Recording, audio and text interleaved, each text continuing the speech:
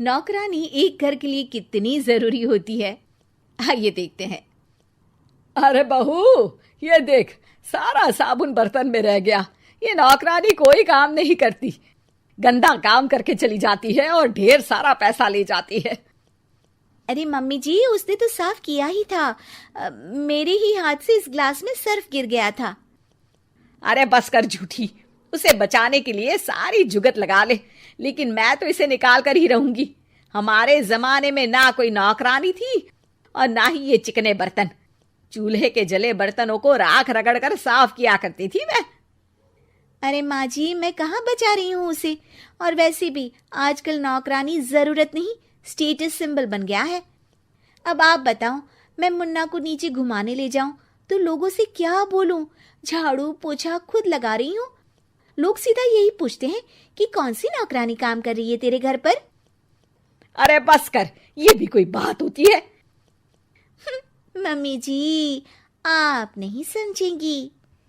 शाम को नौकरानी घर आकर काम कर ही रही होती है कि सास को कहती है, माँ जी, एक बात बोलूं, बुरा न मानना।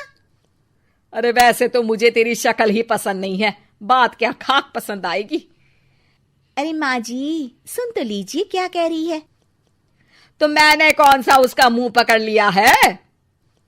अरे माँ जी, वो लाल साड़ी पहनती हो ना, ना पहना करो। सास का गुस्सा अब तो 7वें आसमान पर होता है। अरे वाह जी वाह, क्यों ना पहना करूं?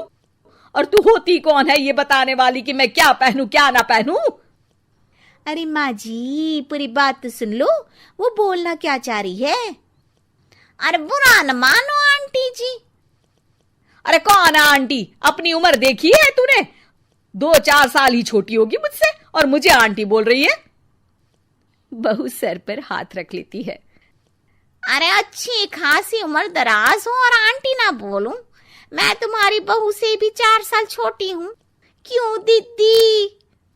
बोलती भी क्या, एक तरफ सास यानी पति की माँ, तो दूसरी तरफ नौकरानी जिसके बिना घर का काम नहीं चल सकता। वो दरअसल माँ जी की शादी में बहुत जल्दी हो गई थी ना। अच्छा ये झगड़ा छोड़ो, ये बताओ तुम माँ जी को लाल साड़ी पहनने से क्यों मना कर रही हो? वो ना, इनकी उम्र की सारी औरतें सोसाइटी में इनके लिए बात करती हैं कि तुम्हारी सास बुढ़ी घोड़ी लाल लगाम है। बहू को ये सुनकर गुस्सा आ जाता है। अरे वाह वाह, कौन बोलता है जी? खुद क्या है यहाँ की औरतें, बाल सफेद लेकिन टाइट जींस और कोई कुछ भी पहने। अरे पहनना हमारा निजी हक है, किसी को कुछ हक नहीं बनता कि वो मेरी सास के लिए कुछ बोले। मैं आज ही जाकर माँ जी के लिए लाल जींस लेकर आऊंगी, फिर देखो कोई क्या बोलता है। अरे चुप लाल जींस। अरे सुन नौकरानी की बच्ची, जाकर बोल दे उन लोगों से कि उन लोगों की तरह मैं उड़ती नहीं फिरती हूँ घर बार छोड़कर। अपने बच्चों और नाती पोतों में मन लगाती हूँ, ना कि सारा दिन ताश के पत्तों में आंख गड़ाकर 3 पत्ती खेलूं। नौकरानी वहां से चली जाती है। वैसे बहू, नौकरानी के क्या फायदे हैं ये तो पता नहीं, लेकिन सबसे अच्छा तो ये कि पता चल जाता है कि कौन किसके लिए क्या बोल रहा है। सोसाइटी में तेरा नौकरानी रखने का इरादा बिल्कुल ठीक था। अगले दिन उन लोगों के घर की बेल बजती है। बहू दरवाजा खोलती है कि सामने कुछ औरतें खड़ी होती हैं। अरे बहू, कहाँ है तेरी सास? बुला जरा। अरे बहन जी, आप सारी एक साथ आइए आइए, कैसे आना हुआ? अरे 3 पत्ते खेलने आई हैं, क्यों खेलोगी? क्यों नहीं क्यों नहीं, वैसे भी बड़े दिन हो गए, एंटरटेनमेंट हुआ नहीं। बहू जा जाकर पकोड़े तो बना ला। अरे बस करिए, आगे कुछ पीछे कुछ।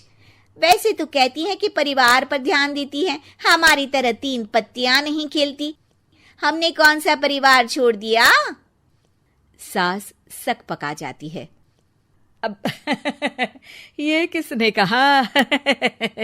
मैं तो कहती हूँ कि मैं भी थोड़ा बाहर निकलूं। आपने ही तो कमला नौकरानी से ये सारी बात की थी।